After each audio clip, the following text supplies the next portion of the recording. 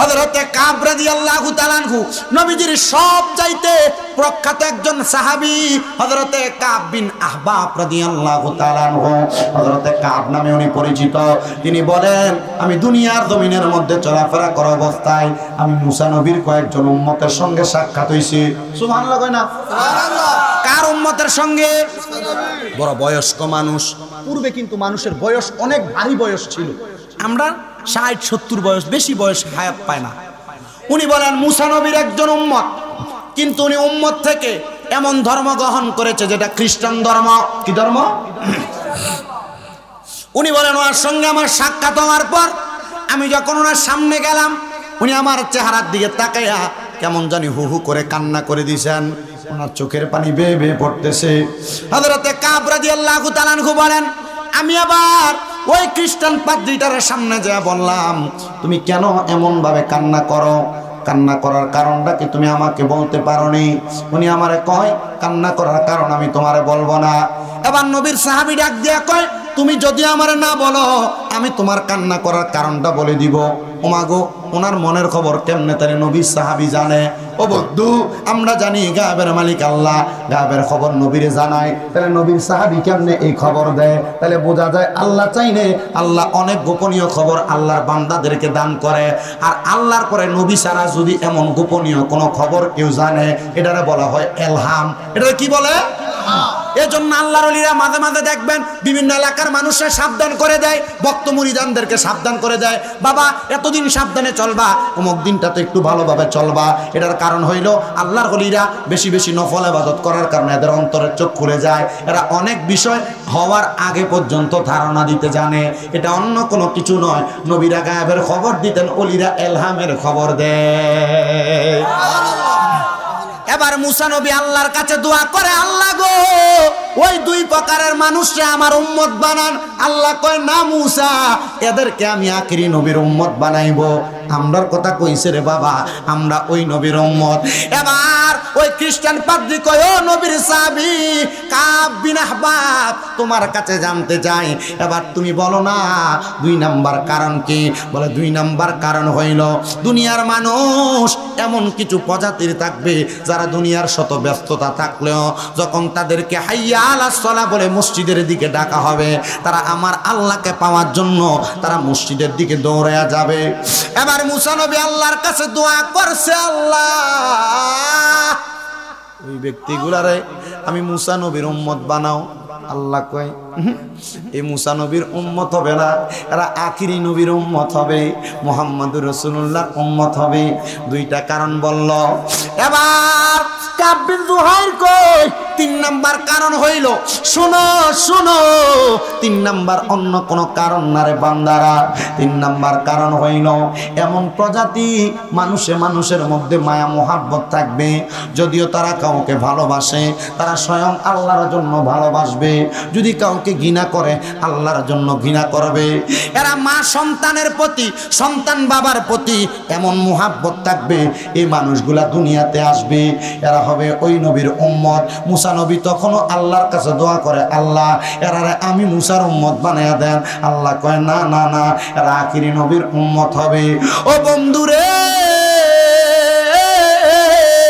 এবার কাব বিন আহবাব কয় এই 3টা কারণ হইল মৌলিক মূল কারণ, এই 3টা কারণ হইল যৌগিক কারণ, এই 3টা কারণ কোনো কিছু না।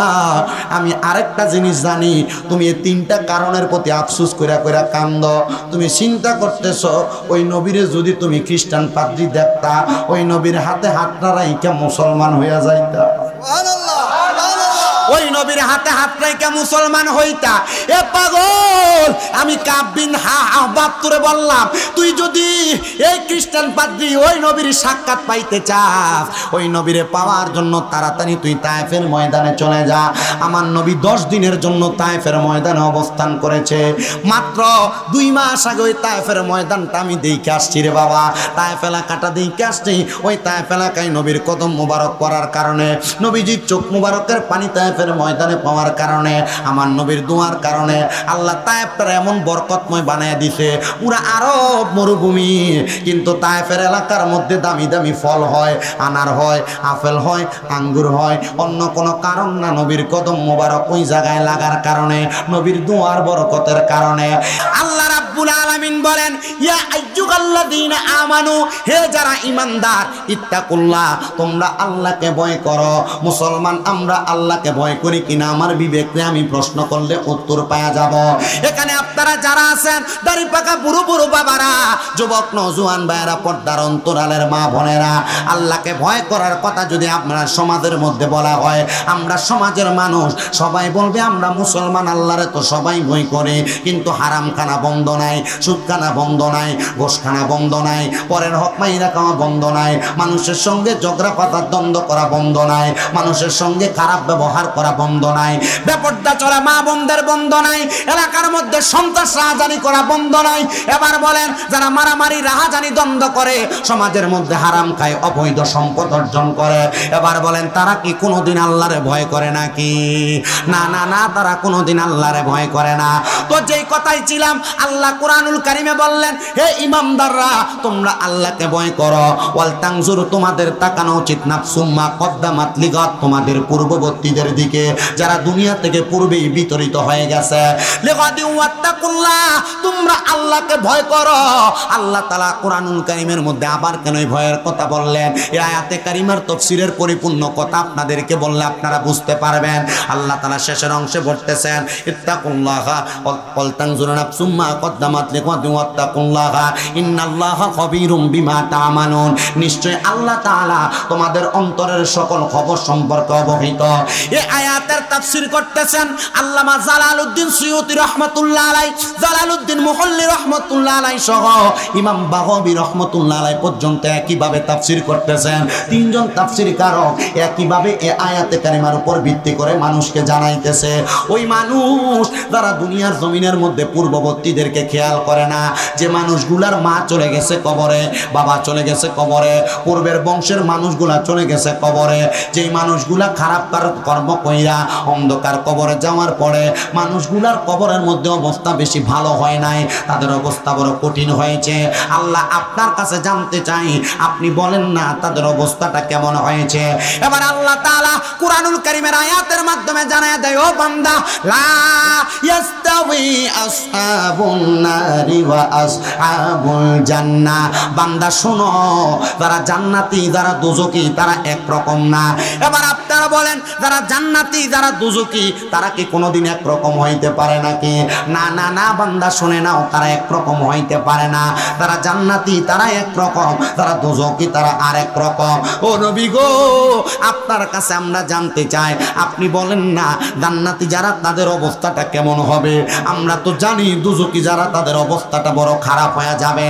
আল্লাহর নবী আল্লাহর কোরআন থেকে বলে, আসহাবুল জান্নাতি হুমুল ফাইজুন, যারা জান্নাতি তারা হইল সফল কাম। ও আমার দোয়াগন্ডার যুবক, ও মুরব্বী বাবারা, জান্নাতীরা কেমন ভাবে সফল কাম একটু শোনেন। জান্নাতীরা কবরে গেলে শুধু সফল কাম না, যারা জান্নাতি তারা দুনিয়া থেকে কবরে যাওয়ার পর, কবর থেকে হাসর, হাসর থেকে মিজান, মিজান থেকে ফুলসেরাত, একবার প্রত্যেকটা জায়গার মধ্যে তারা সফল কাম। আমরা এলাকায় অনেক মানুষ মারা যায়, মারা যাওয়ার পরে দেখবেন ওই মানুষটা হয়তো জিহ্বার মধ্যে কামড় দিয়ে মারা যায়। অনেক মানুষ মারা যায় দেখবেন মানুষ নাকে মুখে দিয়ে রক্ত বাইর করে দিয়ে মারা যায়। অনেক মানুষ দেখবেন যখন মারা যায় চোখগুলা উল্টে যায়। অনেক মানুষ বিছানার মধ্যে প্রস্রাব পায়খানা কইরা দিয়া মারা যায়। ও আমার দাড়ি পাকা মুরব্বী বাবারা, ও যুবক নওজোয়ান ভাইয়েরা, একটু চিন্তা করেন কেন এমনি মারা যায়। একবার তো এলাকার মসজিদের হুজুরে এসে প্রশ্ন করলেন না, শুধু মসজিদের হুজুর কেন মসজিদটা কুরায় নাই, দোষটা ধরেন। আযান দিতে 1 মিনিট দেরি হইল, কেন এই দোষটা ধরেন? না না না, মসজিদের ইমামের কাছে এমন খোঁজখবর না নিয়া একটাবার জিগাইয়েন, হুজুর মানুষ মারা যাওয়ার সময় কেন এমন অবস্থা হয়? এই কথা ইমাম সাহেব বলবে না, ইমাম সাহেব বলবে তিরমিজি শরীফের হাদিস শরীফ থেকে বলছি বাবা শুনো। আল্লাহর নবীকে হযরতে আনাস ইবনে মালিক রাদিয়াল্লাহু তাআলা আনহু প্রশ্ন করে, ইয়া রাসূলুল্লাহ, নবী গো, মানুষ কেন এত কষ্ট পায় মারা যায়? আমার নবী কয়, আনাস রে, মানুষ কেন এত কষ্ট পায় শুনো, কেন কষ্ট পায় শুনো। ও নবী কেন গো? বলে একটা বেঈমান বান্দার সামনে যখন আজরাইল আইসা যায়, আজরাইল আসার আগে দুইটা নীল চক্ষুওয়ালা ফেরেশতা বেঈমানের সামনে হাজির হয়ে যায়। ওই দুইটা ফেরেশতা ওই বেঈমানের বুকের মধ্যে আর পায়ের মধ্যে এমন ভাবে আঘাত করতে থাকে, বেঈমান বান্দা নীল চক্ষুওয়ালা ফেরেশতাদেরকে দেখলে ভয় পাওয়া যায়। এবার আজরাইল যখন বেঈমানের সামনে দাঁড়ায় যায়, আজরাইলের ভয়ঙ্কর চেহারা দেখা বেঈমান বান্দাটা বড় ভয় পাওয়া যায়। তখন বান্দা আজরাইলের সঙ্গে কথা বলার চেষ্টা করে, বান্দা পারে না, কারণ জিহ্বায় কামড় পড়ে যায়। বান্দা চোখের ইশারা দিয়া বোঝানোর চেষ্টা করে, বান্দার চোখগুলো উল্টে যায়, বান্দার হাতে পায়ের শারকগুলো টাস টাস টাস টাস করে চিরে যায়। তখন বান্দা আর কোনো কথা যখন বলতে পারে না, বান্দা এবার ইশারা ইঙ্গিত দিতে পারে না, বান্দার রক্ত চলাচলগুলো যখন বন্ধ হয়ে যায়, তখন বান্দার নাক এবং মুখটা কোলা থাকার কারণে বান্দার নাকে মুখে দিয়া রক্তগুলা বাইর হয়ে যায়। আল্লাহর নবী কয় শোনো, আজরাইলে জানডা কবজ করার সময় ওই বেঈমান এমন ভাবে চিৎকার করে, দুই প্রকারের মাখলুকাত যারা সবাই তাদের চিৎকার শুনতে পায়। এক নাম্বার মানুষ শুনতে পায় না, দুই নাম্বার জিন জাতি শুনতে পায় না। এলাকার কুকুরেরা শুনে বেঈমান কেমনে মরছে, এলাকার সুদখোরটা কেমনে মরছে, ঘুষখোরটা কেমনে মরছে, পরের হক মাইরা খাওয়াইনাটা কেমনে মরছে। আজরাইলে এমন ভাবে বুকের ভিতরে ছাপা দিয়া ধরব, সুদখোরে সুদখানার ঠেলাটা বুঝবো। দোয়াগন্ডা এলাকার আশেপাশে কোনো সুদখোর নাই, ঘুষখোর নাই, বাইবাতি যার জমি দখল করে খায় এমন লোক নাই। আহারে আছে তো আছে। এলাকার সর্দার মাতাব্বরির দায়িত্ব বর্তমানে সুদখোরটিরে দেয়, মসজিদ কমিটির সভাপতি সুদখোর ঘুষখোরটিরে বানায়। কথা কোন ঠিক কিনা? মসজিদ কমিটির ভিতরে দেখবেন বেশিরভাগ এলাকায় সভাপতি সুদখোর, ঘুষখোর, হারামখোর। এরা যদি জিগায় এই সুদখোররে কেন সভাপতি বানাইলা, কয় হুজুর মসজিদের নিচের সব টাইজে বেড়া দিছে লাগে সভাপতি, মসজিদের থাই গ্লাস দিয়ে বেড়া দিতে লাগে সভাপতি, হুজুর মসজিদের ইমামের বেতনটা মাসে মাসে বেড়া দেয় লাগে সভাপতি, মুয়াজ্জিনের খানাটা এই বেড়ার করে লেগে বেড়া সভাপতি। আছে না না? এটি মরার সময় এমন চিৎকার করবো রে, ও দোয়াগন্ডার যুবক, এ দোয়াগন্ডা এবার এবার মনে কয় কি ওয়াজটা থাকা মতো ফটতেছে না, এলাকার লোকে মিল্লা যাইতাছে। আমি শামীম রাজা বেশি শিক্ষিত না, একবারে মূর্খ মানুষ, এলাম কালাম বেশি নাই, শুধু বিভিন্ন এলাকায় যাইয়া বাস্তবমুখী দুই একটা কথা বলি বিদায় মানুষ আমার দাওয়াত দেয়। আর মহিলারা পছন্দ করে একটু জিকিরাজকার করি, মা বাপের ওয়াজ করি। এর লাগা হয়তো আপনারা এলাকায় অনেক মহিলারা ঘরদুয়ারে বইয়া বই ওয়াজ শুনতেছে। আমার মা বোনেরা মনোযোগ দিয়া শুনো, তোমাদের উদ্দেশ্যে দিয়ে একটু ওয়াজ দিয়া যায়। এখন আর বেড়াইতে সুদ খায় না, এখন বেরিয়েতে দিয়া আলগা সুদ লাগায়। কথা কয় না ঠিক কিনা? চাচার কাছে যদি মিলা গেছে না, চাচার কাছে যায় যদি কয় কাকা 10,000 টাকা হাওলার দেওয়া যায়নি, একটু দেখেন না অবস্থাটা। কাকা কয় আমার কাছে বাবা রে, আমার কামাই রুজি নাই, কই থেকে না। তো চাষির কাছে যায় ক তার বইনে তার কাছে কটা টাকা দিছে চাইলে দেওয়ানের লাগবে। কথা কয় নাকি লিগা আছে না নাই? আমি আমার মা বোনদের কাছে বলবো, মা যদি জান্নাতে যাইতে চাও এই হারাম খানা বন্ধ করে দাও। বয়জনে মাইনচের বাড়িতে কাম করে করে খাইবা, রিস্কা চালাইয়া খাইবা, মাটি কাইটা খাইবা। আল্লাহর কসম, আল্লাহর কসম, এই রিস্কা চালাইয়া মাটি কাইটা যে খানা খাইবে খানা হালাল খানা খাইবা, আর নচেত হারাম খানা খাইয়া পেটের মধ্যে খানা ঢুকাইবা, কবর গেলে মায়ের কম হবে না। আল্লাহর নবী কয় শোনো জগতের মানুষেরা, আমি যখন মেরাজে গেলাম আল্লাহ আমার দুইটা নিদর্শন দেখাইছে। জোরে কোন কয়টা? আস্তে কইছে জোরে কোন না কয়টা? আল্লাহর নবী কয় উম্মত আমার আল্লাহ আমি নবীরে দুইটা নিদর্শন দেখাইছে, একটা জান্নাত আর একটা জাহান্নাম। জান্নাতের কথাটা আমি পরে আলোচনার মধ্যে আনতেছি। আল্লাহর নবী কয় জাহান্নামের দিকে যখন আমি তাকাইলাম, জাহান্নামের মধ্যে এমন কিছু মানুষ দেখছি যাদের পেটের দিকে আমি তাকাইয়া দেখি কাল বুয়ুতিন, তাদের পেটটা গড়ের মতো দেখা যায়। এরা মাথা মাথার জায়গায় আছে, পাও পায়ের জায়গায়, হাত হাতের জায়গায়, কিন্তু এদের পেটটা কাল বুয়ুতিন গড়ের মতো।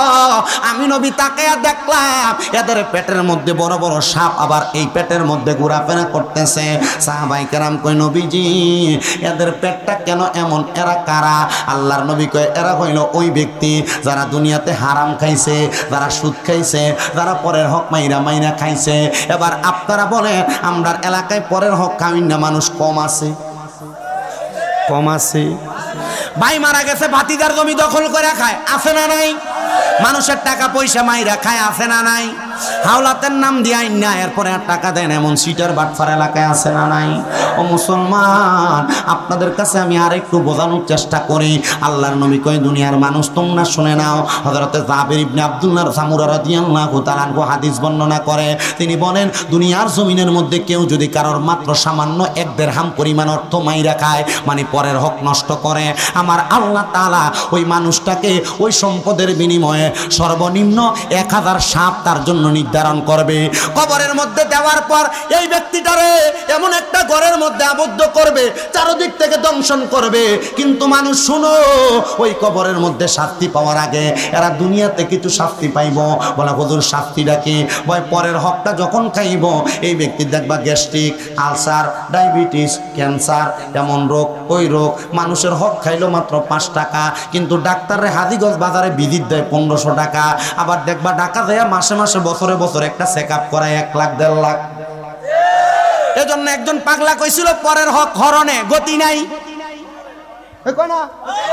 পরের হক হরণে গতি নাই। এবার যদি মরণে গতি না থাকে, কেমনে মরণে গতি নাই? শোনো, ওই আজরাইল যখন বুকটার ভিতরে থাবা দিব, ওই পরের হক খাওইন না, হারাম কর। কো কি খুর? জোরে কও, কি খুর? কুরের অভাব নাই, আছে না? সুদখোর, ঘুষখোর, হারামখোর।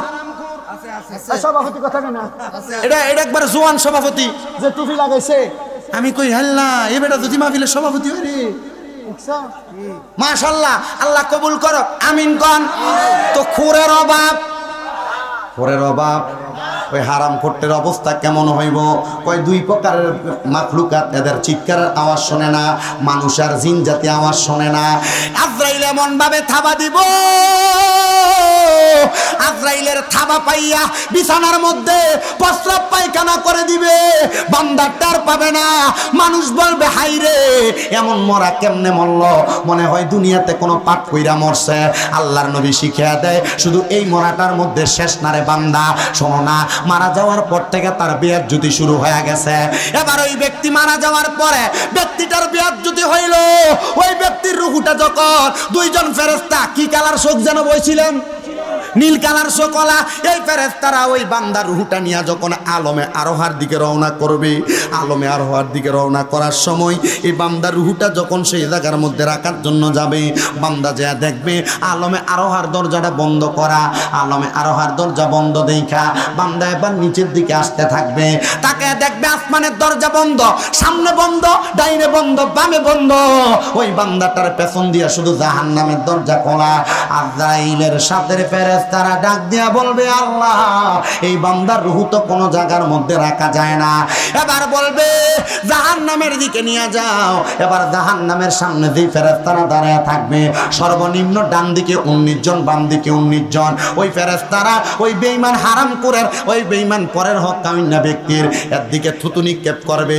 নীলশো কলা 2টা ফেরেশতা জিজ্ঞাসা করবো, কিরে ফেরেশতারা, থুতু কেন মারো? বলে, এটা তো বালামাঞ্চের রূহ না, এটার শরীর থেকে দুর্গন্ধ বাইর হয়। এবার আরেকটা কথা বলি, শেষ ভুলে গেছিলাম। ওই যে 2 ফেরেশতা ওই বেঈমান হারামখোর পরের হক খাওয়াইনার রূহটারে বহন করে নিয়ে যাবে। ওই 2 ফেরেশতা কি করবে? একটা কাপড় নিয়ে নাকের মধ্যে দিয়া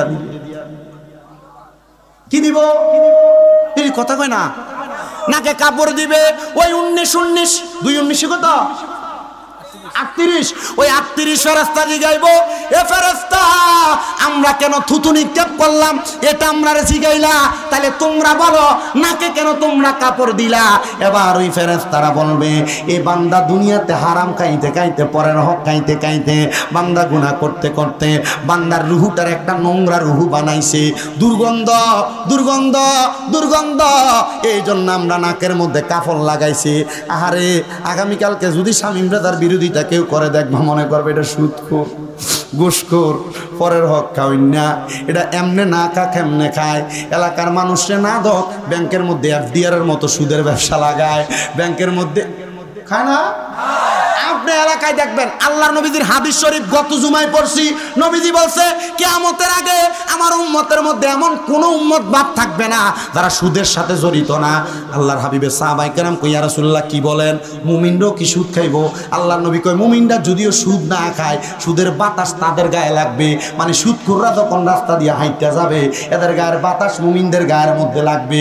আরে একটা কুকুর পর্যন্ত আল্লাহর কাছে দোয়া করে, আল্লাহ দুনিয়ার জমিনের মধ্যে সকালবেলা আমারে দুই প্রকার মানুষের চেহারা দেখাইও না, একটা হলো বেনামাজি আর একটা হইল হারামখোর।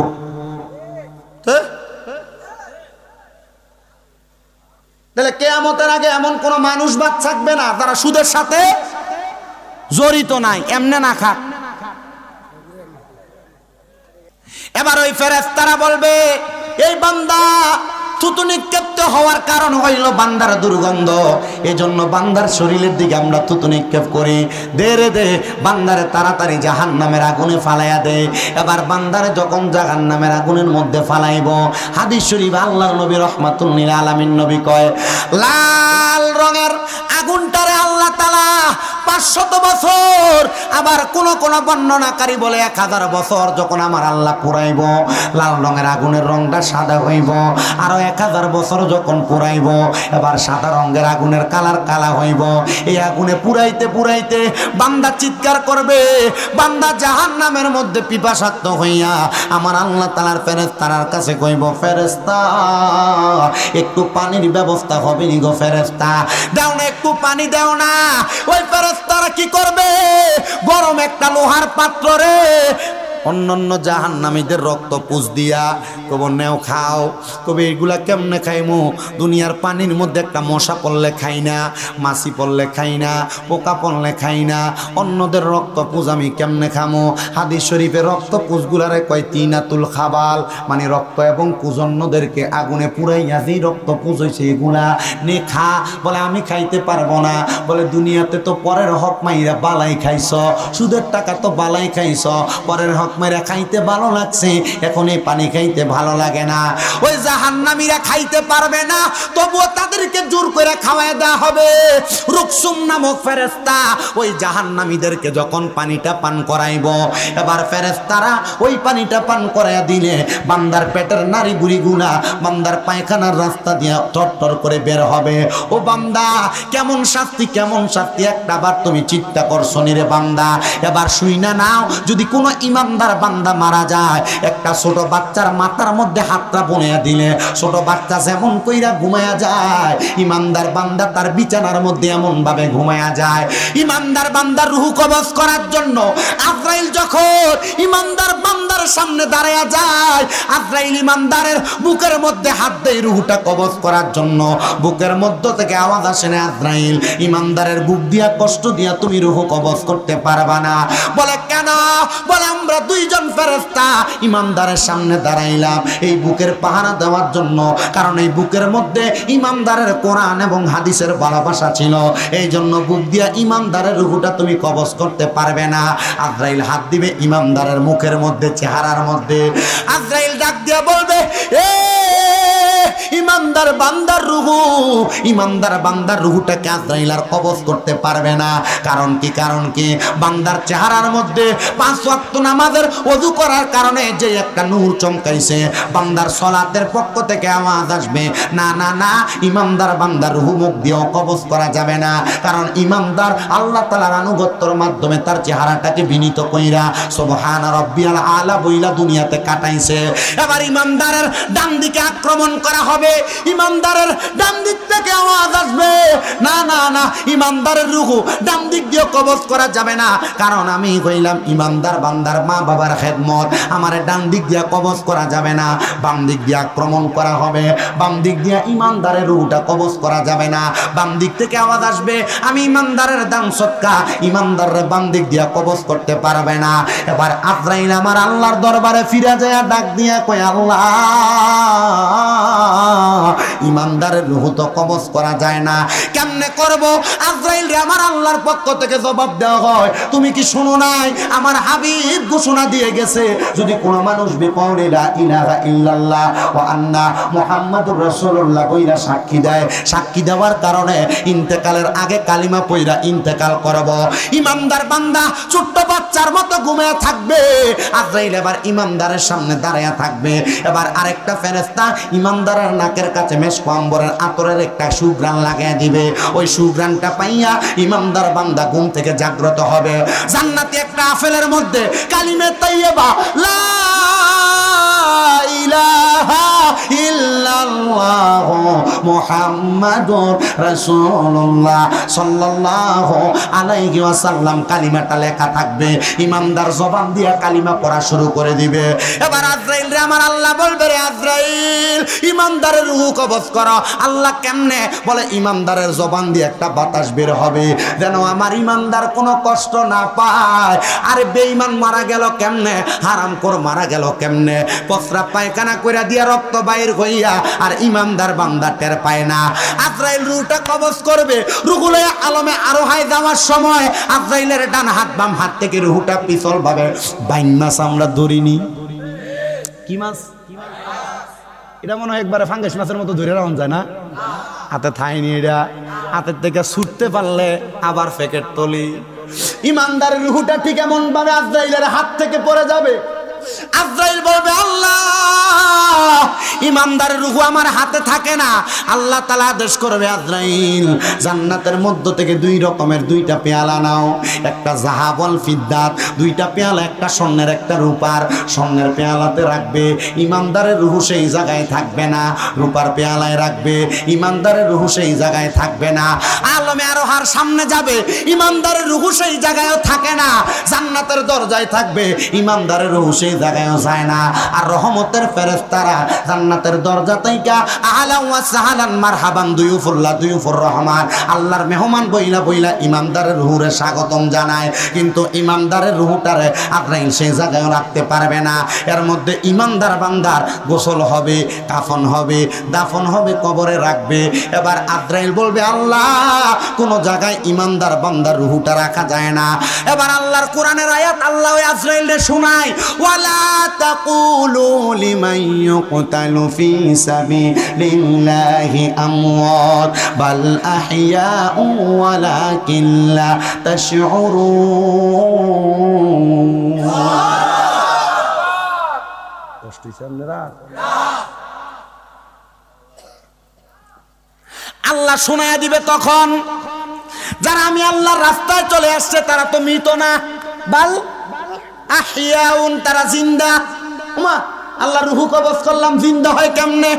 আরে বাবা, আমরা সমাজের মধ্যে অনেকে আল্লাহর ওলিরারে মরা কয়, নবী মইরা গেছে পচা গেছে এমন শব্দ কয়। আরে বেটা, আল্লাহর ওলি আর নবী তো অনেক পরের কথা। তোমরা এলাকার মুমিন ব্যক্তি যেই ব্যক্তি সেই তো মরে না। বলে হুজুর কেমনে বুঝতাম? আল্লাহ যে বললো জিন্দা বালা হাইয়াগুন, এরপর আল্লাহ কয় ওয়ালাকিন লা তাশউরুন, এরা যারা মরা কয় এরা নির্বুধ, এরা বোবা, এরা বোকা, এরা বুঝে না। মারহাবা কোন না? আল্লাহর ওলিরা জিন্দা না মরা? জিন্দা। জিন্দা না মরা? ওরে চাইলে কে গো পীরের বস্তু নাহি নিতে পারে, আবার উপযুক্ত হইলে রে দয়াল টান দিয়া নেই কাছের তোরে, টান দিয়া নেই কাছে। আবার জোর করিয়া বুঝতে গেলে, জোর করিয়া, জোর করিয়া বুঝতে গেলে তার গটে মরণ জ্বালা। কেউ বুঝিতে পারে না রে ওলি আল্লাহর খেলা, আরে পীর মুর্শিদের খেলা। ওরে 36 বছরে কারোর কেনা কি ফুটে না, আবার 6 মাসেরও কালের দয়াল পাই যে 16 আনার দয়াল পাই যে 16 আনা। আরে জোর করিয়া দিবে তোরে, জোর করিয়া, জোর করিয়া দিবে তোরে ববের যত প্রেম জ্বালা, কেউ বুঝিতে পারে না। আর অনেক ওলি আছে নাম জানা অজানা। আল্লাহ যেন সকল আউলিয়া কেরামের নেক বরকত ফয়জত আমরা সিনাতে দান করে। জোরে জোরে কোন আল্লাহুম্মা আমিন। 37 আছে। কিটা আগলা আরো জোরে কোন মারহাবা এদিকে মারহাবা কই না কেন একটি বাসায় দুইটি পাখি কত যে আনন্দে থাকি গো এখন তুমি কোথায় আমি কোথায় চাঁদপুরিশা কাউরে কেউ আর দেখি না আগে জানি না তুমি এমন করে ছেড়ে যাইবা গাজীউল হক আগে জানি না আমি এই দেখিলাম সোনার ছবি আবার যাইয়া দেখি নাই আগে জানি না তোমার হাতাতে মি সায়াতা চাঁদপুরি কইতাম কত প্রেমের কথা গো পর্দা নেওয়ার পরে নুরানি চেহারা হায় রে কত আশিক রাসূল চাঁদপুরিশা মারা যাওয়া ইন্তেকালের পরে আরে দাঁড়ায় দাঁড়ায় কাঁদছে আমরার কুমিল্লার একটা পাগলা হুজুরের বায়াত মাথাটারে আসাইরা পর্যন্ত পাগল রক্ত বাহির কইরা ফালাইছে মানুষ বুঝাইছে কি রে নিজের মাথা কেন আসারস নিজের আঘাত করা তো কোরআন হাদিস বলে না আরে পাগল তো এগুলা বুঝে না আশিকে রাসূল যারা আশিকে ওলি আল্লাহ যারা তারা এগুলা বুঝে না তোমার আত্মা তুমি সায়াতা কইতাম কত মনের কথা গো এখন তুমি কোথায় আমি কোথায় চাঁদপুরি তুমি কোথায় আমি কোথায় কাউরে কেউ দেখি না আগে তুমি এমন করে ছেড়ে যাইবা মুর্শিদাগে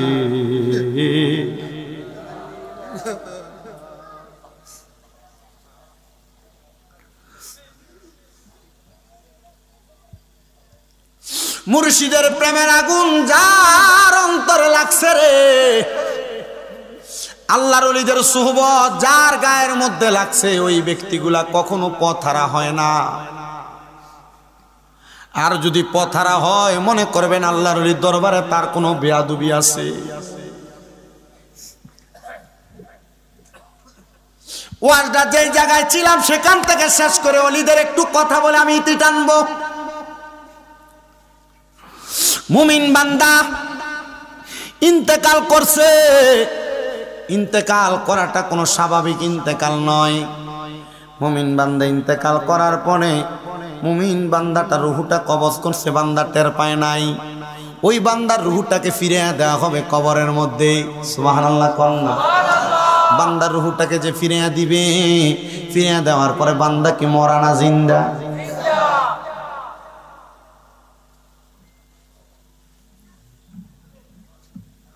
বান্দা শুধু জিন্দা না রে ওই বান্দা আল্লাহর পক্ষ থেকে রিজিক প্রাপ্ত হয় আল্লাহর পক্ষ থেকে খানা প্রাপ্ত হয় ওই মুমিন বান্দা কবরের মধ্যে আমার আল্লাহ তাআলার কুদরতি কদমের মধ্যে সিজদা দিতে থাকে মুমিন বান্দা নামাজ আদায় করতে থাকে মুমিন বান্দারে যখন আল্লাহ তাআলা দুনিয়ার জমিন থেকে কবরে যাওয়ার পরে তো সম্মান দিব এবার আপনারা বলেন আমাদের দেহ এবং রূহটার আমরা মুমিনের দেহ এবং রূহ বানাইতে চাই কি চাই না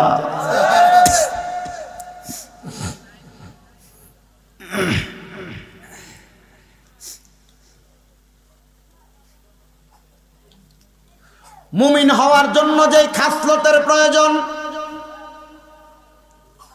মুমিন হওয়ার জন্য যে নিদর্শনের প্রয়োজন আপনি আমি মুমিন কিনা আমরা জবান দ্বারা আমরা সবাই বলি আমরা মুমিন বলি কিনা কিন্তু আমরা যে মুমিন, এটার কোনো নিদর্শন, এটার কোনো গ্যারান্টি আসেনি বাবা। হাজীগঞ্জ বাজারে যাবেন, বাটা দোকানে জুতা কিনবেন, 3 মাসের জন্য গ্যারান্টি আছে না?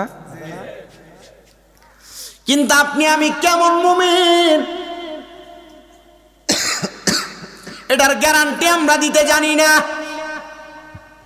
হে মুসলমান, মুমিনের ঈমানের গ্যারান্টি হইল 1 নাম্বার সালাত।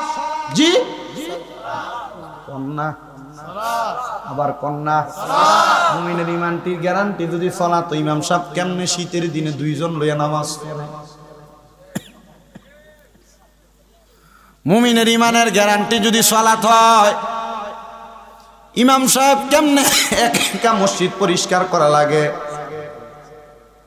আল্লাহর দোহাই লাগে, যদি মুমিনের নিদর্শন পরিচয় দিতে চান, 1 নাম্বার আল্লাহ তাআলার ইবাদত সালাতের মধ্যে মনোযোগী হয়ে যান। সবাই জবান খুলে দুরূদ শরীফ পড়েন, আল্লাহুম্মা অল্প অল্প হঠাৎ করে ওয়ালা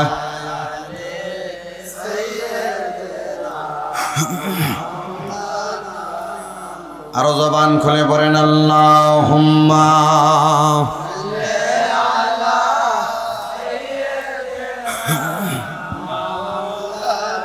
কপাটে গেছে কপ ওয়ালা আলি।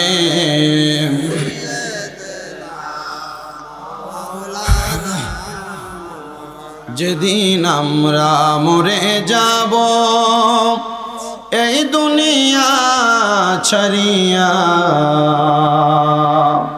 ওই কবরে কোলে নিয়ে নবী আপনার উম্মত বলিয়া, আল্লাহ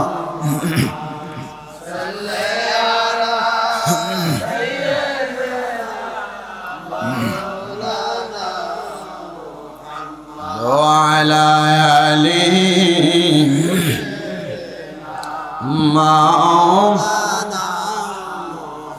তো বলছিলাম মুমিনের নিদর্শন 1 নাম্বার সালাত। জোরে কোন নাকি? মুমিনের 1 নাম্বার নিদর্শন নামাজ। এই নামাজের কথা বললে হুজুর সব শুনতে রাজি, ওয়াজিটা ভাল লাগে না হুজুর, আমরা অন্য ওয়াজের দিকে নিয়ে যান। বাবা, মুমিনের 1 নাম্বার নিদর্শনের কথা বললাম। মুমিন কোনোদিন খারাপ দিকে কদম বাড়াবে না, হারামের দিকে কদম বাড়াইব না, খারাপ কাম মুমিনের কোনোদিন ভালো লাগবে না। শুনেন রে আমার দোয়া গন্ডার যুবক, ও মুরব্বী বাবাজিরা, ও পর্দার অন্তরালের মা, আমি আপনাদেরকে মুমিনের খাসিয়তের কথা বইলা দেই। এবার মুমিন কেমনে আল্লাহ তাআলাকে পাওয়ার জন্য চেষ্টা করে। হযরতে কাব রাদিয়াল্লাহু তাআলা নবীজির সব চাইতে প্রখ্যাত একজন সাহাবী, হযরতে কাব বিন আহবাব রাদিয়াল্লাহু তাআলা আনহু, হযরতে কাব নামে উনি পরিচিত। তিনি বলেন, আমি দুনিয়ার জমিনের মধ্যে চলাফেরা করা অবস্থায় আমি মুসা নবীর কয়েকজন উম্মতের সঙ্গে সাক্ষাৎ হইছি। সুবহানাল্লাহ কয় না? সুবহানাল্লাহ। কার উম্মতের সঙ্গে? বড় বয়স্ক মানুষ। পূর্বে কিন্তু মানুষের বয়স অনেক ভারী বয়স ছিল, আমরা 60-70 বয়স, বেশি বয়স হায়াত পায় না। উনি বলেন মুসা নবীর একজন উম্মত, কিন্তু উনি উম্মত থেকে এমন ধর্ম গ্রহণ করেছে যেটা খ্রিস্টান ধর্ম। কি ধর্ম? উনি বলেন ওনার সঙ্গে আমার সাক্ষাৎ হওয়ার পর আমি যখন ওনার সামনে গেলাম, উনি আমার চেহারার দিকে তাকাইয়া কেমন জানি হু হু করে কান্না করে দিয়েছেন, ওনার চোখের পানি বেয়ে বেয়ে পড়তেছে। হযরতে কাব রাদিয়াল্লাহু তাআলা আনহু বলেন, আমি আবার ওই খ্রিস্টান পাদ্রীটার সামনে যা বললাম, তুমি কেন এমন ভাবে কান্না করো? কান্না করার কারণটা কি তুমি আমাকে বলতে পারোনি? উনি আমারে কয়, কান্না করার কারণ আমি তোমারে বলবো না। এবার নবীর সাহাবী ডাক দিয়া কয়, তুমি যদি আমারে না বলো আমি তোমার কান্না করার কারণটা বলে দিব। ওমাগো, ওনার মনের খবর কেমনে তাহলে নবীর সাহাবী জানে? ও বন্ধু, আমরা জানি গায়েবের মালিক আল্লাহ, গায়েবের খবর নবীরে জানায়, তাহলে নবীর সাহাবী কেমনে এই খবর দেয়? তাহলে বোঝা যায় আল্লাহ চাইলে আল্লাহ অনেক গোপনীয় খবর আল্লাহর বান্দাদেরকে দান করে। আর আল্লাহর পরে নবী ছাড়া যদি এমন গোপনীয় কোনো খবর কেউ জানে, এটারে বলা হয় এলহাম। এটা কি বলে? এজন্য আল্লাহর ওলিরা মাঝে মাঝে দেখবেন বিভিন্ন এলাকার মানুষরা সাবধান করে দেয়, ভক্ত মুরিদানদেরকে সাবধান করে দেয়, বাবা এতদিন সাবধানে চলবা, অমুক দিনটা তো একটু ভালোভাবে চলবা। এটার কারণ হইল আল্লাহর ওলিরা বেশি বেশি নফল ইবাদত করার কারণে এদের অন্তরের চোখ খুলে যায়। এরা অনেক বিষয় হওয়ার আগে পর্যন্ত ধারণা দিতে জানে। এটা অন্য কোনো কিছু নয়। নবীরা গায়েবের খবর দিতেন, ওলিরা এলহামের খবর দেয়।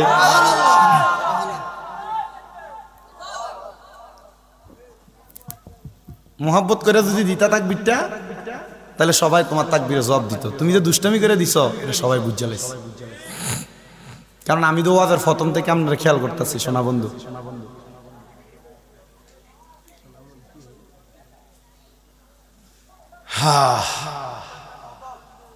ওয়াজ করতাম দেখ দূর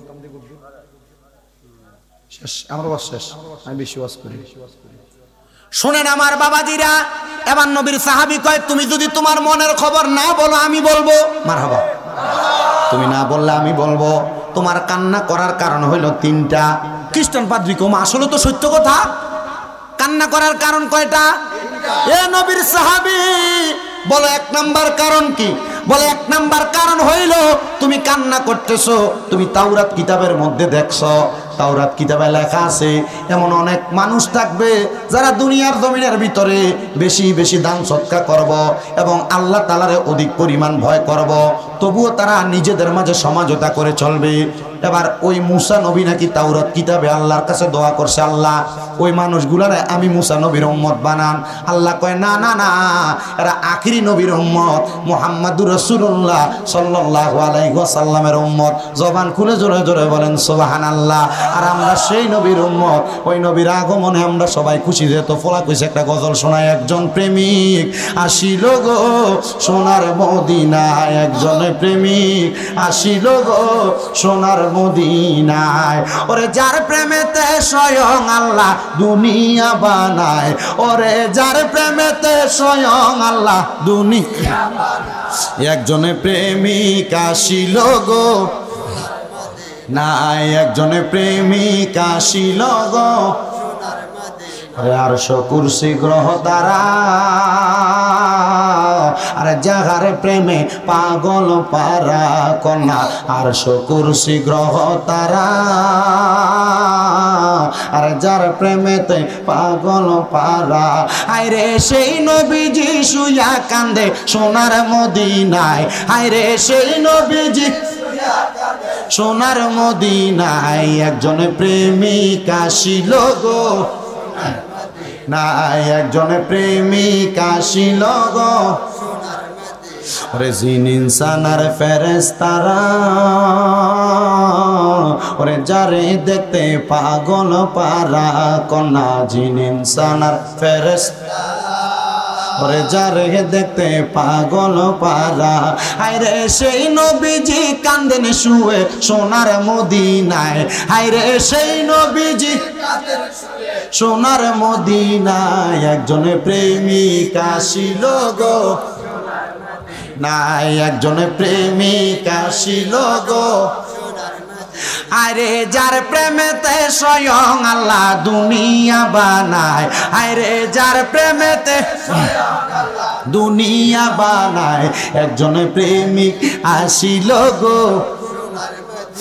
এবার মুসা নবী আল্লাহর কাছে দোয়া করে, আল্লাহ গো ওই দুই প্রকারের মানুষরা আমার উম্মত বানান। আল্লাহ কয় না মুসা, এদেরকে আমি আখিরি নবীর উম্মত বানাইবো। আমরার কথা কইছে রে বাবা, আমরা ওই নবীর উম্মত। এবার ওই খ্রিস্টান পাদ্রী কয়, ও নবীর সাহাবী কাব বিন আহবাব, তোমার কাছে জানতে চাই, এবার তুমি বলো না দুই নাম্বার কারণ কি? বলে দুই নাম্বার কারণ হইল দুনিয়ার মানুষ এমন কিছু প্রজাতির থাকবে যারা দুনিয়ার শত ব্যস্ততা থাকলেও যখন তাদেরকে হাইয়া আলাস সালাহ বলে মসজিদের দিকে ডাকা হবে, তারা আমার আল্লাহকে পাওয়ার জন্য তারা মসজিদের দিকে দৌড়ায়া যাবে। এবার মুসা নবী আল্লাহর কাছে দোয়া করছে, আল্লাহ ওই ব্যক্তিগুলারে আমি মুসা নবীর উম্মত বানাও। আল্লাহ কয় এই মুসা নবীর উম্মত হবে না, এরা আখিরি নবীর উম্মত হবে, মুহাম্মাদুর রাসূলুল্লাহর উম্মত হবে। দুইটা কারণ বলল। এবার কাব বিন জুহাইর কই তিন নাম্বার কারণ হইল, শোনো শোনো, 3 নাম্বার অন্য কোনো কারণ না রে বান্দারা। 3 নাম্বার কারণ হইল এমন প্রজাতি মানুষের মধ্যে মায়া মোহাব্বত থাকবে, যদিও তারা কাউকে ভালোবাসে তারা স্বয়ং আল্লাহর জন্য ভালোবাসবে, যদি কাউকে ঘৃণা করে আল্লাহর জন্য ঘৃণা করবে। এরা মা সন্তানের প্রতি, সন্তান বাবার প্রতি এমন মোহাব্বত থাকবে, এই মানুষগুলা দুনিয়াতে আসবে, এরা হবে ওই নবীর উম্মত। মুসা নবী তখনও আল্লাহর কাছে দোয়া করে, আল্লাহ এরারে আমি মুসার উম্মত বানায়া দেন। আল্লাহ কয় না না না, এরা আখিরি নবীর উম্মত হবে। ও বন্ধুরে, এবার কাব বিন আহবাব কয় এই 3টা কারণ হইল মৌলিক মূল কারণ, এই 3টা কারণ হইল যৌগিক কারণ, এই 3টা কারণ কোনো কিছু না। আমি আরেকটা জিনিস জানি, তুমি এই 3টা কারণের প্রতি আফসোস কইরা কইরা কান্দ। তুমি চিন্তা করতেছ ওই নবীরে যদি তুমি খ্রিস্টান পাদ্রী দেখতা, ওই নবীর হাতে হাতটা রাইখা মুসলমান হইয়া যাইতা, ওই নবীর হাতে হাত রাইখা মুসলমান হইতা। এ পাগল, আমি কাব বিন আহবাব তোরে বললাম, তুই যদি এই খ্রিস্টান পাদ্রী ওই নবীর সাক্ষাৎ পাইতে চাস, ওই নবীরে পাওয়ার জন্য তাড়াতাড়ি তুই তায়েফের ময়দানে চলে যা। আমার নবী 10 দিনের জন্য তায়েফের ময়দানে অবস্থান করেছে। মাত্র 2 মাস আগে ওই তায়েফের ময়দানটা আমি দেখে আসছি রে বাবা, তায়েফ এলাকাটা দেখে আসছি। ওই তায়েফ এলাকায় নবীর কদম মুবারক পড়ার কারণে, নবীজির চোখ মুবারকের পানি তায়েফের ময়দানে পাওয়ার কারণে, আমার নবীর দোয়ার কারণে আল্লাহ তায়েফটা এমন বরকতময় বানিয়ে দিছে, পুরা আরব মরুভূমি। কিন্তু তায়েফের এলাকার মধ্যে দামি দামি ফল হয়, আনার হয়, আপেল হয়, আঙ্গুর হয়, অন্য কোনো কারণ না, নবীর কদম মোবারক ওই জায়গায় লাগার কারণে, নবীর দোয়ার বরকতের কারণে। এবার ওই খ্রিস্টান পাদ্রী, বন্ধু শুনো শুনো রে শুনো, ওই খ্রিস্টান পাদ্রী নবীর সন্ধান পাওয়ার জন্য চইলা গেছেন আল্লাহর হাবিবের সাক্ষাৎ লাভের আশায়। ওই জায়গার মধ্যে গেলেন, ওই জায়গায় যায় দেখলেন আমার নবী তায়েফ থেকে বিদায় হয়ে চলে আসছেন। খ্রিস্টান পাদ্রী বলে, কত তালাশ করলাম মুহাম্মদুর রাসূলুল্লাহ সাল্লাল্লাহু আলাইহি ওয়াসাল্লাম আমি পাইলাম না, কিন্তু আমি খ্রিস্টান পাদ্রী তালাশ করতে থাকলাম। কাব বিন জুহাইর বলে, আমি যখন তার দেখলাম সে মক্কাতে চলে আসছে, আমার নবীজি জন্মভূমির মায়ায় মায়ায় আমার নবী মদিনাতে চলে গেছেন, নবীজিকে তালাশ করার জন্য ওই পাদ্রী যখন রওনা করবে, রওনা করার আগের রাত্রে ওই খ্রিস্টান পাদ্রী মক্কাতে ইন্তেকাল করেছে। মক্কার মানুষ আমার নবীরে কষ্ট দিছে, মক্কার মানুষ আমার নবীরে আঘাত করেছে, মক্কার মানুষ আমার নবীজির কলিজায় আঘাত দিছে। আমার নবী কষ্ট সহ্য করতে না পেরে মদিনায় চলে গেছে। খ্রিস্টান পাদ্রী বলে, এই মক্কার মানুষ শতভাগা কপাল পোড়া হওয়ার কারণে আমার নবীজি হিজরত করে মদিনার মধ্যে চলে গেছে রে বাবারা। আর ওই মদিনা এমন বরকতওয়ালা, আল্লাহ তাআলা দোয়া করছে, আল্লাহ তাআলার কাছে নবী দোয়া করছে, আল্লাহ মক্কাতে কি বরকত দিছেন, আপনি মদিনাতে এর চাইতে আরো বেশি বরকত দান করেন। নবীর হাদিস পড়ে দেখলাম আমার নবী শিখিয়ে দেয়, মক্কায় গেলে যেই বরকত, মদিনায় গেলে তার চাইতে ডাবল বরকত, ডাবল।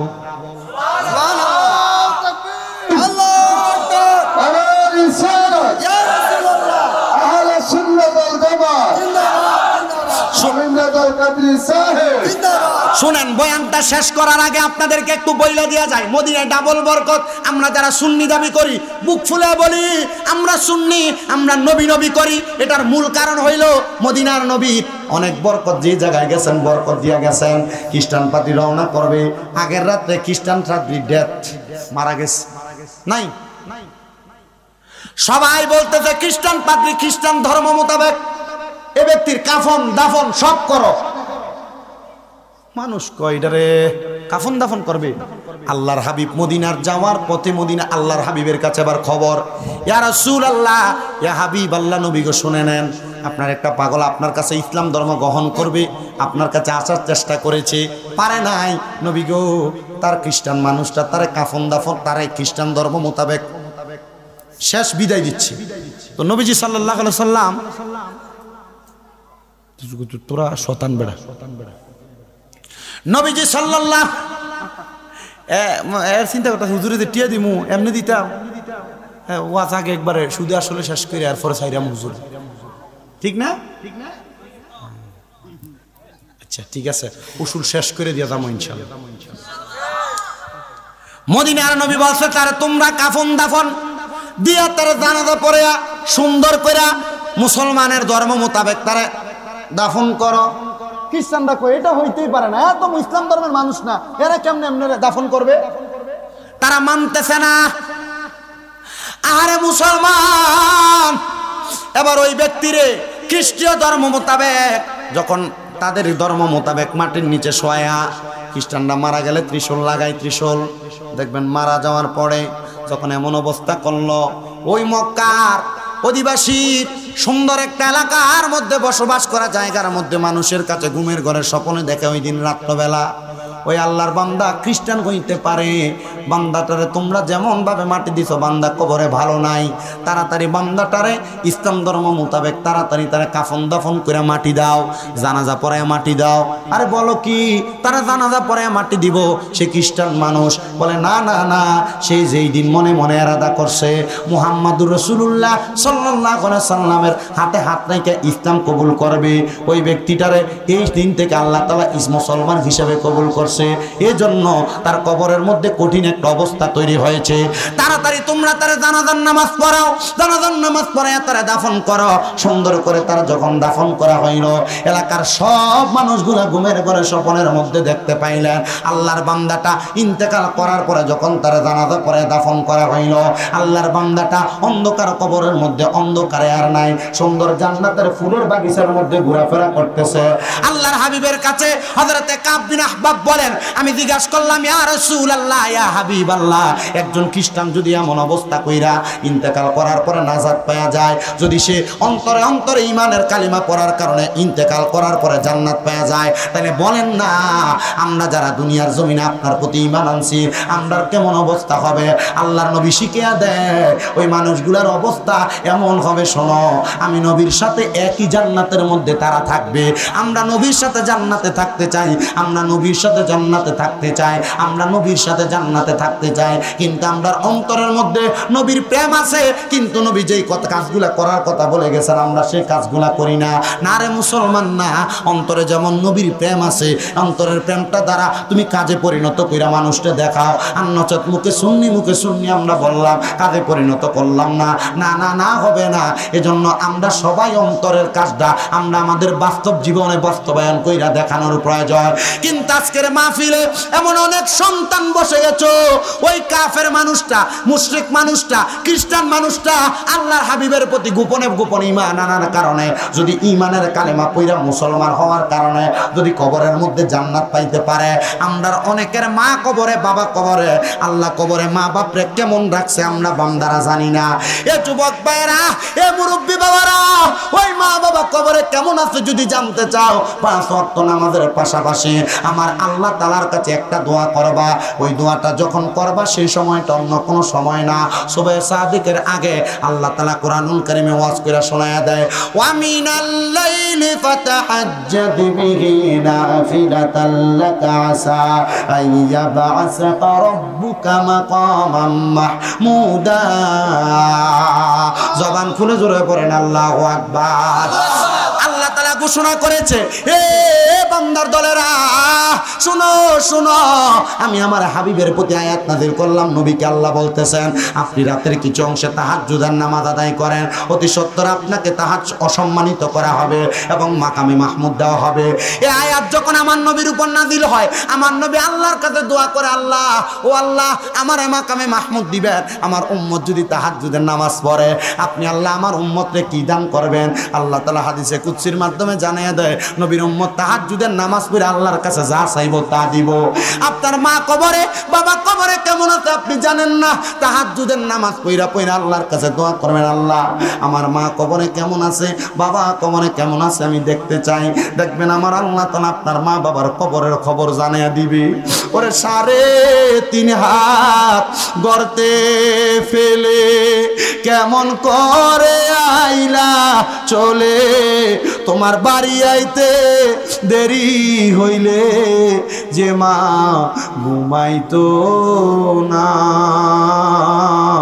ওই কবর দেশে মায়ের পাশে একটু রইনি না রে, কবর দেশের খবর লইনি না। কেমন আছেন মা জননী, কেমন আছেন বাবা মনি, একবারও তো ফিরা চাইলি না। কেমন আছেন মা জননী, কেমন আছেন বাবা মনি, একবারও তো ফিরা চাইলি না। হে যুবক, হে মুরব্বী বাবা, ওই মারে মাটি দিয়ে আজকে কারা জানি মাহফিলের মধ্যে বসছ, বাবারে মাটি দিয়া কারা জানি মাহফিলের মধ্যে বসছ। আজকে দোয়াগন্ডা এলাকার কত মা বোনেরা পর্দার অন্তরালে কান্তাছে, তাদের মা কবরে, তাদের বাবা কবরে। একটু পরে আখিরি মুনাজাত হবে, তোমার মা বাবার জন্য দোয়া করা হবে, তোমার আম্মা আব্বার জন্য কাজ করে দোয়া করা হবে। এ সন্তান বড় কষ্ট করে তোমার মা বাবা তোমার লালন পালন করছে, আখিরি মুনাজাতের মধ্যে শুধু দোয়া করবা, আল্লাহ আমার মারে মাফ করে দেন, বাবারে মাফ করে দেন। আল্লাহ রাব্বুল আলামিনের প্যারা হাবিব কয়, চোখের পানি মাটিতে পড়ার আগে দোয়াটা কবুল হয়ে যায়। কিন্তু আজকে অনেক সন্তান আছেন মা বাবার মনের মধ্যে কষ্ট দিয়া, মা বাপরে ভাত না দিয়া, বাইয়ে বাইয়ে ঝগড়া কইরা, মা বাপরে জুদা কইরা দিয়া, আলাদা কইরা দিয়া, মা বাপরে ধমক দিয়া কথা বলে আজকের মাহফিলে বসছেন। এ সন্তান দে তোর পাওগুলো আমার সামনে দে, আমি শামীম রাজা দিব্যা লাগে তোর পাও পরিষ্কার কইরা দিমু। তবুও আদা কর, এখান থেকে বাড়িতে যা মার পায়ে ধরে মাপ চাইবি, বাবার পায়ে ধরে মাপ চাইবি। কারণ এমন মা বাবার মনে কষ্ট দিয়া আমি শামীম রাজা না, পুরা চাঁদপুরের বড় আলেম দিয়া যদি ওয়াজ করাইয়া, বাংলাদেশের বড় আলেম দিয়া ওয়াজ করাইবে, ওয়াজ শুনবা, কোনো লাভ হবে না, কোনো লাভ হবে না, কোনো লাভ হবে না। ওয়াদা করো এখান থেকে বাড়িতে যাইয়া ওই মা বাবার পায়ে ধরে মাপ চাইবা। অনেকে চিন্তা করে হুজুর মা বাবার পায়ে ধরা তো অনেকে শিরিক কয়, না না না, আরে শিরিক না রে, শিরিক না। যদি মাঝে মাঝে সুযোগ পাও আম্মা আব্বার পায়ের মধ্যে চুমা দিবা, আম্মা আব্বার কদমে চুমা দিবা। কেন জানো? আম্মা আব্বার কদমের মধ্যে চুমা দিলে আল্লাহর জান্নাতের চৌকাটের মধ্যে চুমা দেওয়ার স্বাদ পাওয়া যায়। এজন্য সবার কাছে আবদার, আম্মা আব্বার কদমের মধ্যে চুমা দিবা, আম্মা আব্বার পায়ে ধরে মাপ চাইবা। অনেক করে চিন্তা করে হুজুর দুই ঈদে মা বাবার পায়ে ধরে সালামি করি না, চুমা দিব কি? না রে সন্তান না, আম্মা আব্বার কদমের মধ্যে চুমা দিলে সন্তানের দাম কমে না, আম্মা আব্বার পায়ে ধরলে সন্তানের দাম কমে না। আমি শামীম রাজা কুমিল্লা আলিয়া মাদ্রাসায় কামেল প্রথম বর্ষে পড়ালেখা করি, কুমিল্লা ইউনিভার্সিটির বাংলায় অনার্স ফাইনাল ইয়ারে পড়ালেখা করি। আল্লাহর কসম আমি আমার শিক্ষাগত যোগ্যতা দিয়ে ওয়াজ করি না। যখন আমি মাদ্রাসায় ক্লাস 4 এর মধ্যে পড়ি, কুমিল্লা হাউজিং স্টেটের বড় মাঠের মধ্যে ওয়াজ হয়েছে, একজন আলেম ওয়াজ করছিল। ওয়াজ করার পরে আমি শুনছি ওই আলেম কইছে আম্মা আব্বার কদমে চুমা দিলে, আম্মা আব্বার কদমের কাছে নত হইলে আল্লাহ তাআলা সমস্ত পৃথিবীর কাছে তারে বড় বানাইয়া দেয়। আমি আমার এলেমের জোরে সমাজের মানুষের কাছে পরিচিত না, আম্মা আব্বার দোয়ার বরকতে ওই মাহফিল শেষ করে বাড়িতে আইসা আমরার বাতার বেড়ার ঘর, ওই ঘরে আমার মা বাপ শোয়া, ঘুমন্ত মা বাবার পায়ের মধ্যে চুমা দিছি। এখনো মাঝে মাঝে সুযোগ পাইলে আমি আমার আব্বা আম্মার পায়ে চুমা দেই। আমি যেই দিন আমার বাপের পায়ে প্রথম চুমা দিছি, গোসল করে গোসলখানা থেকে বাইর হইছি, আমি আমার বাপের পায়ে যখন হাঁটুটা গিরা চুমা দিই, আমার বাপে কই দেখ ফুট কি করে। ও সন্তান, সন্তান রে, আব্বা আম্মার কদমের মধ্যে চুমা দিলে তোমার দাম কমবে না, আল্লাহ তাআলা তোমার দাম বাড়াইয়া দিবে, তোমার সম্মান বাড়াইয়া দিবে। আল্লাহর দোহাই লাগে, আজকের মাহফিল কবুল হবে কি হবে না এটার গ্যারান্টি কেউ দিতে পারবে না, এটার গ্যারান্টি কেউ দিতে পারবে না। তবে আমি শামীম রাজা একটা গ্যারান্টি দিয়া যাই, যদি দেখো আগামীকালকে এই দোয়াগুন্ডার মুরব্বীরা দোকানে বৈশা কয়, হ্যাঁ শামীম রাজা একটা পোলা আসছিল ওয়াজ করার জন্য, তার ওয়াজ শুই না আমার ফুতে বাড়িতে যাই আমি আব্বার পায়ে ধরে মাপ চাইছি। মা বোন একজন আর একজনরে বলে, হ্যাঁ শামীম রাজার ওয়াজ শুই না আমার ফুতে বাড়িতে আমার পায়ে ধরে মাপ চাইছি। ও বাবা, অনেকে মনে করতেছেন হুজুর আম্মা আব্বার পায়ে ধরে মাপ চামু কেন, আমি তো কোনো অন্যায় করছি না। আরে অন্যায় করো আর না করো, আম্মা আব্বার পাটার মধ্যে ধইরা ফালাইবা, আম্মা আব্বার পায়ের মধ্যে ধরলে আল্লাহ তাআলা তোমার সম্মান দুনিয়া আখিরাতের মধ্যে বাড়াইয়া দিব। অনেকে চিন্তা করে চোখের পানি পালায়া পালায়া কান্দে, হুজুর যাদের বাড়িতে আব্বা আছে তারা বাড়িতে যে আব্বার পায়ের মধ্যে ধরে মাপ চাইব। আমার তো আব্বা নাই, আমি কার কার পায়ে ধরে মাপ চাইব? হুজুর যাদের বাড়িতে মা আছে তারা বাড়িতে যে আমার পায়ে ধরে মাপ চাইব। আমার তো মা নাই, আমি কার পায়ে ধরে মাপ চাইব? সন্তান রে, মা পান্তা ভাত গুলা খাইতো না, মা রাইকে দিত আমার পুতের রৌদ্র দিয়ে আইলে পুত্রা পান্তা ভাত খাইলে পেটটা ঠান্ডা হইব। ওই মা অন্ধকার কবরে, বাড়িতে আইতে দেরি হইলে মা বাপরে রাত্রে বারবার বলতো দেখেন না গায়া পুত্রা নিয়ে আইয়ে।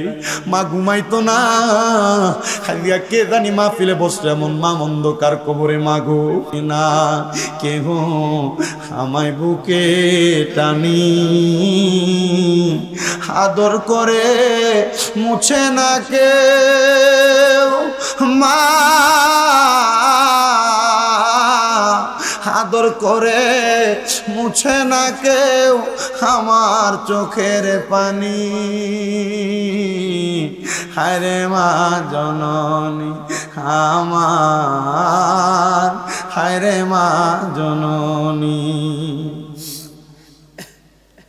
এ সন্তানের দল কার জানি এমন মা কবরে, কার জানি এমন আব্বা জান অন্ধকার কবরে।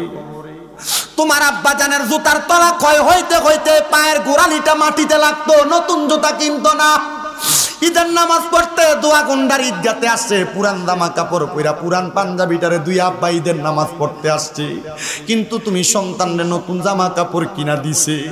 আজগা তোমার আব্বারে যদি ঈদের দিনে জিজ্ঞাসা করতে আব্বা আপনি যদি নতুন জামা কাপড় পরেন না, আব্বা উত্তর দিত আমার কি আর এখন ঈদের বয়স আসেনি? আব্বা কইতো না অভাব টাকা নাই।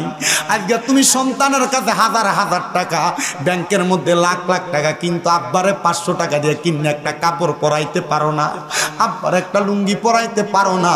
সন্তান একটা বার চিন্তা করে দেখো, তোমার মার কাপড়টা ছিঁড়া ছিল, ওই কাপড়টা সুই সুতা দিয়ে ছিলে ছিলে আম্মা যেন উল্টে পাল্টে পড়ছে, কিন্তু তুমি স্কুল কলেজ যাওয়ার সময় মা তোমারে 5-10 টাকা হাতে দিছে। কিরে তোমার কাছে তো টাকার অভাব নাই, কিন্তু তুমি 500-1000 টাকা দিয়ে কিনা তোমার মার একটা কাপড় পরাইতে পারো না। আরে পরাইবা কেমনে? তোমার মা দুঃখিনী অন্ধকার কবরে। সন্তান একবার চিন্তা করে দেখো, মা বাপ যদি বাচ্চা থাকতো, ওই মা বাপরে অন্ধকার কবরে যাওয়ার আগে যদি মাসে 1000 টাকার করে ফল কিনা দিতা, আম্মা আব্বার পেছনে 12 মাসে 12,000 টাকার ফল খাওয়াইতা।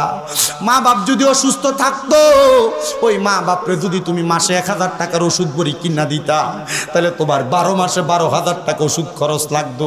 তোমার মা তোমার বাবা তোমার লাখ লাখ টাকার বাড়ির জায়গা দিয়ে গেছে।